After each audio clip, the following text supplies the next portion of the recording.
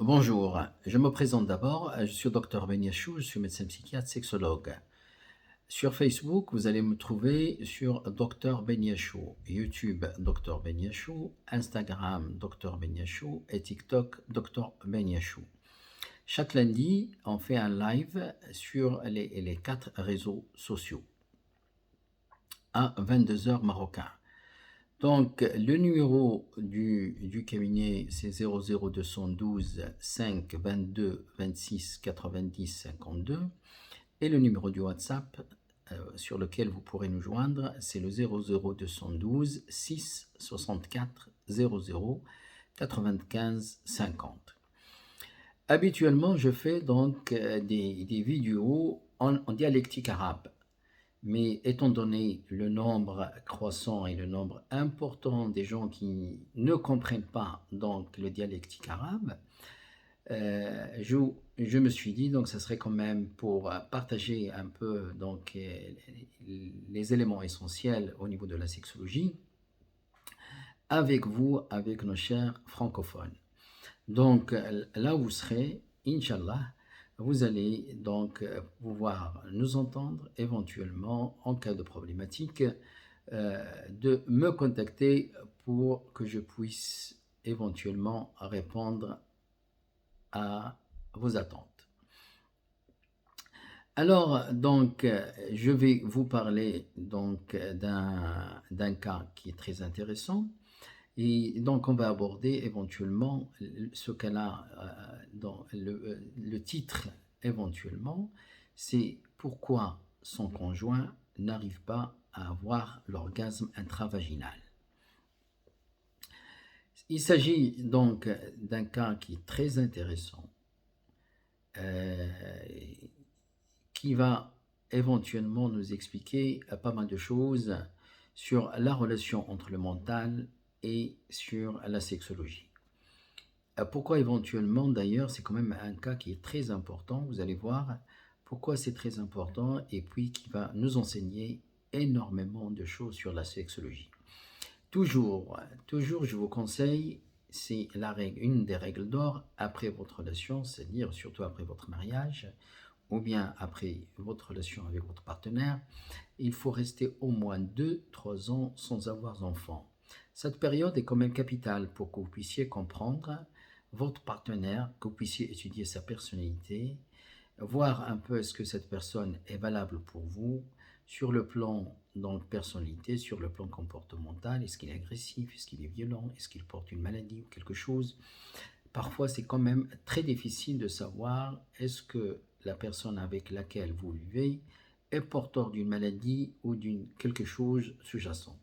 Il y a ce qu'on appelle des psychosous-jacentes par exemple, où vous n'allez pas pouvoir éventuellement savoir est-ce que c'est votre conjoint est porteur de cette maladie, d'un trouble psychotique par exemple sous-jacent ou non. C'est pour cette raison que je vous conseille toujours, c'est-à-dire avant, c'est-à-dire d'avoir des enfants 2-3 ans avant, de bien étudier donc la personnalité, le comportement de votre partenaire. Donc, on va aborder ce cas pour que vous puissiez comprendre. Donc, il s'agit d'une patiente qui est âgée de 30 ans ou 32 ans et qui m'a contacté éventuellement pour un problème particulier. Son problème essentiel, c'est que pendant la relation sexuelle, son partenaire, son conjoint, il n'arrive pas à avoir son orgasme en intravaginal. C'est quand même quelque chose de très rare. Ça existe, mais la plupart des hommes, par exemple, si on prend les hommes porteurs d'une éjaculation précoce, c'est des hommes qui, généralement, qui vont éjaculer dès la pénétration ou même avant la pénétration. C'est pour cela que j'avais parlé, par exemple, en dialectique arabe, de l'éjaculation express.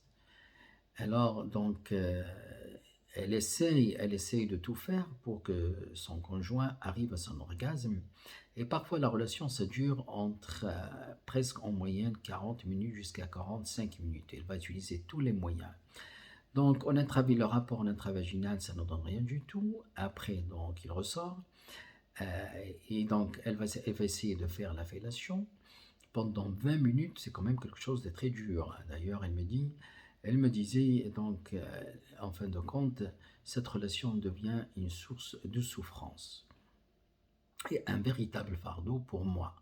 Après, elle est obligée de lui faire, par exemple, la masturbation, et c'est après 40 minutes, par exemple, ou 45 minutes, c'est qu'il arrive à avoir, bon, elle éjacule.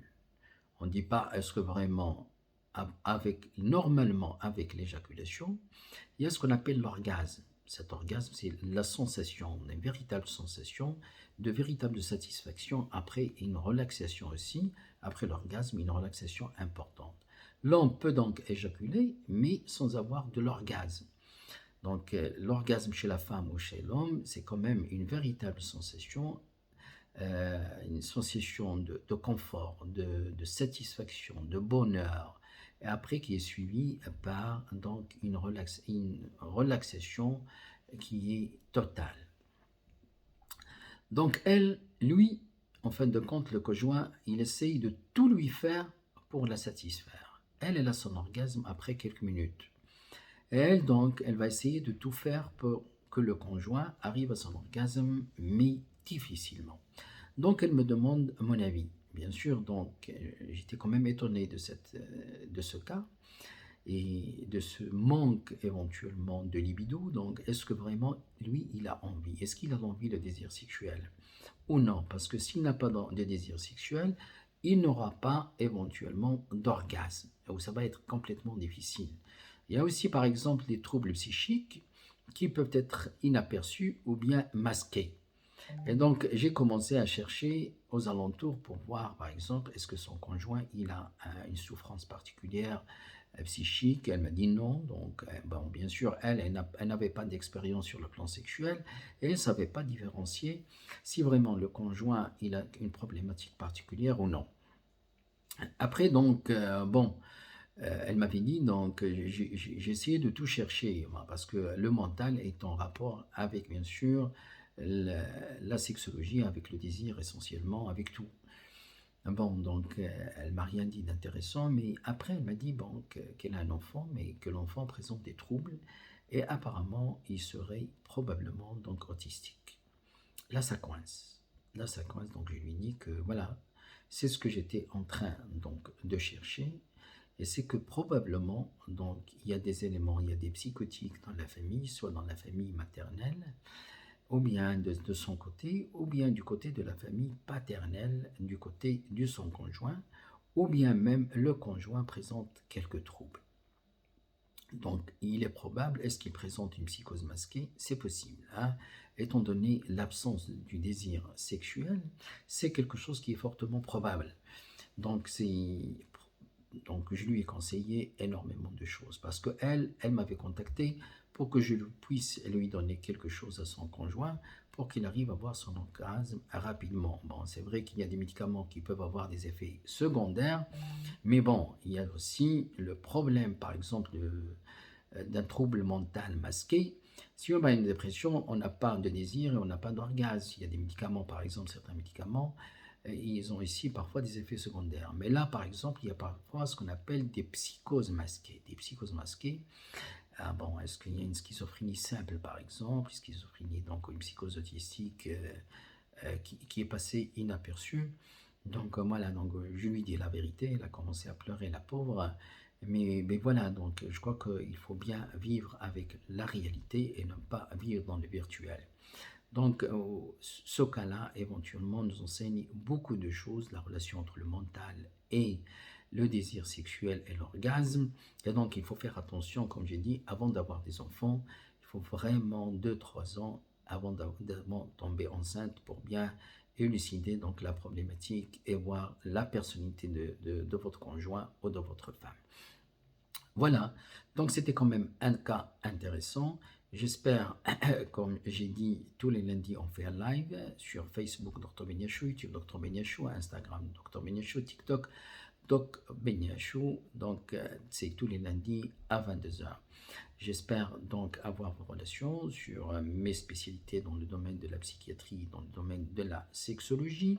Pour nous joindre, le numéro du cabinet 05 22 26 90 52 à Casablanca. Et puis le numéro du WhatsApp 00212 6 64 00 95 50. Merci et à bientôt.